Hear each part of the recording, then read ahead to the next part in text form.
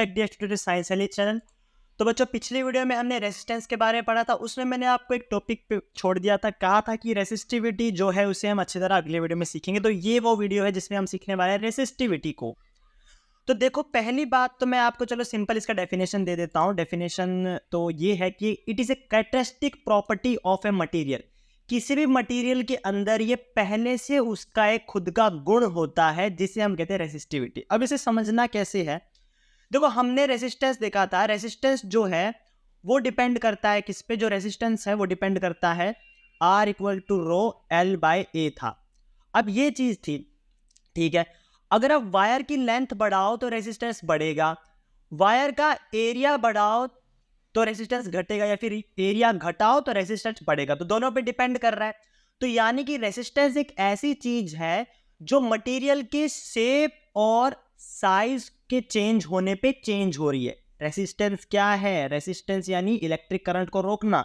अब आप देखो, जैसे किसी भी आप वायर का शेप या साइज चेंज करोगे तो ये रेसिस्टेंस में वेरिएशन आएगी, रेसिस्टेंस चेंज होगा। पर जो ये रो है, रो मतलब रेसिस्टिविटी, ये एक मटेरियल की हमेशा सेम रहती है। अगर आपने कॉपर लिया, कॉपर आपने ले लिया Cu कॉपर, उसकी रेसिस्टिविटी का जो नंबर होगा वो हमेशा सेम रहेगा। यानी कि कोई भी मटेरियल है वो खुद से एक रेसिस्टेंस देता है, खुद से एक रेसिस्टेंस उसका पक्का होता है कि इतना रेसिस्टेंस तो पक्का देगा। उस रेसिस्टेंस को हम कह देते हैं रेसिस्टिविटी। और बाकी जो आगे और रेसिस्टेंस आने वाला है वो आपका आएगा लेंथ। अगर लेंथ बड़ी कम होगी तो उससे आ जाएगा, एरिया छोटा होगा तो उससे और रेसिस्टेंस आ जाएगा। तो ये आपको ध्यान में रखना है। रेसिस्टिविटी क्या है? जो किसी मटेरियल खुद का पहले से रेसिस्टेंस होता है। तो हर एक मटेरियल का एक कांस्टेंट होगा कि कॉपर लिया तो कॉपर की ये रेसिस्टिविटी तो पक्की है, पर अब रेसिस्टेंस और कैसे बढ़ेगा आप उसकी लेंथ और एरिया पे डिपेंड करेगा कि आपने लंबी वायर ली, छोटी वायर ली, मोटी या पतली वायर ली। ये बात है रेसिस्टिविटी की, ठीक है। तो अब रेसिस्टिविटी क्या है? Resistivity is quite low in metals. Metal के अंदर रेसिस्टिविटी बहुत कम होती है, पर नॉन मेटल में रेसिस्टिविटी हाई होती है। यानी कि नॉन मेटल इलेक्ट्रिसिटी कंडक्ट नहीं कर सकते। आगे चलते हैं। Alloys generally have high resistivity than the constituent metals.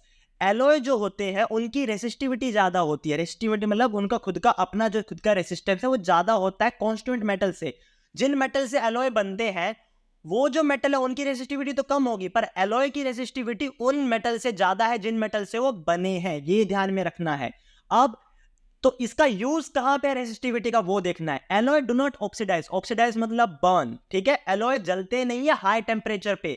अगर ये हाई टेम्परेचर पे जलते नहीं है तो हम इन्हें कहां यूज करते हैं? इलेक्ट्रिकल हीटिंग डिवाइस में। ऐसे डिवाइस में जिसे हमें हीटिंग करनी होती है उनमें हम एलॉय यूज करते हैं। जैसे इलेक्ट्रिकल आयरन जो इस्त्री होती है उसमें, टोस्टर में हम यूज करते हैं। ऐसी चीजें जिनमें हीट हमें कराना है, बहुत ज्यादा हीट कराना है, तो उसमें हम एलॉय यूज करेंगे। एलॉय लगा देंगे मेटल की जगह पे क्योंकि एलॉय की रेसिस्टिविटी ज्यादा होती है, ठीक है, तो वो जलेगा नहीं।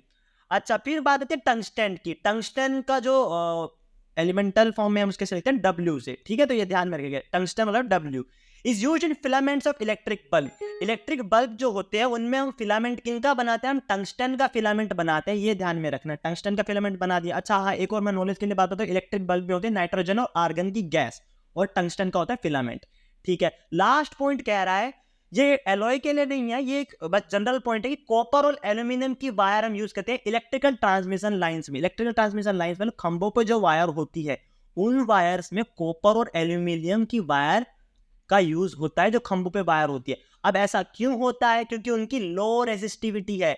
अब देखो, खंभों की वायर है, हमें चाहिए इलेक्ट्रिसिटी, हमारे घर पे अच्छी तरह इलेक्ट्रिसिटी आए, तो हमें ऐसा कोई मटेरियल लेना पड़ेगा जिसकी रेसिस्टिविटी कम हो, जो रेसिस्टेंस कम दे।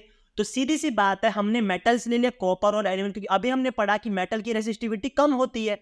तो हमें जब खंभों पे वायर चढ़ानी है तो हमें तो घर पे इलेक्ट्रिसिटी जल्दी चाहिए ना, तो रेसिस्टेंस कम होना चाहिए, रेसिस्टिविटी कम होनी चाहिए, इसलिए हमने कॉपर और एल्यूमिनियम की वायर ली है। तो ये जो पार्ट है रेसिस्टिविटी का, मुझे आशा है आप सबको समझ आ गया होगा। तो थैंक यू वेरी मच।